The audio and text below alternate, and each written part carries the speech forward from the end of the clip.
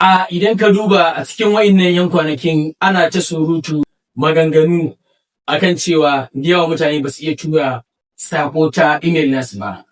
To ba ma tura sako ta email ba kai tsaye. Biyo ni ke following nawa jeren bidiyoyi da zan yi wanda zan nuna ma tun da kan yadda zaka bude wannan email din dan zaka rinka aje sakonka na karan kanka a cikin Gmail naka da kuma yanda zaka iya tura ma wani sako ta Gmail din kai tsaye.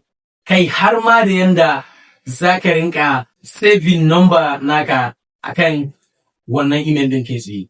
Kawai kai dai abin da nake so da kai in kai sabon zuwa ne kai following a wannan page nawa saboda in na fara ɗauro inan bidiyoyin kai tsaye ka rinka ganin su domin ka amfana.